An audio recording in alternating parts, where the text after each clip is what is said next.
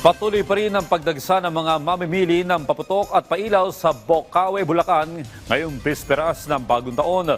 Alamin natin ang update ngayon doon sa report ni Vel Custodio live. Rise and shine, Vel.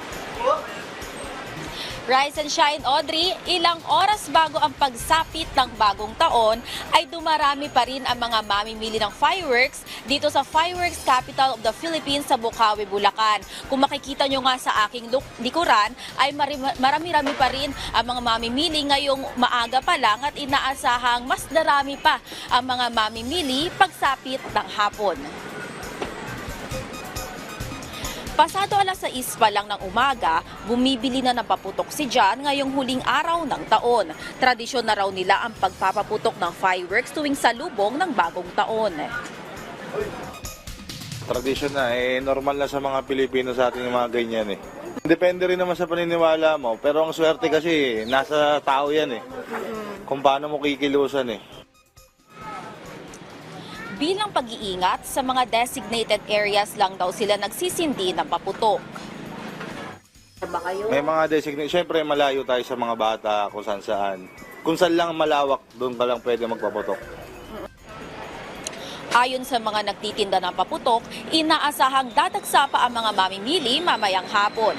Kahit bahagyang tumaas ang presyo ng fountain at sawa ng hanggang 200 piso, mataas pa rin ang demand dito. Wala naman daw paggalaw sa presyo sa karamihan ng mga fireworks. Nagbibigay naman daw sila ng discount kapag maramihan ang bili. Lagi namang paalala ng Philippine National Police sa publiko na mag-ingat sa paggamit ng mga paputok at iwasan ang paggamit ng mga ipinagbabawal na paputok. Ilan dito ay ang Super Yolanda, Watusi, Boga, Goodbye Philippines, Piccolo, 5-Star at Giant Whistle Bomb. Bukod sa mga paputok, nagtitinda rin dito ng mga torotot bilang alternatibong pampaingay sa pagsalubong ng bagong taon.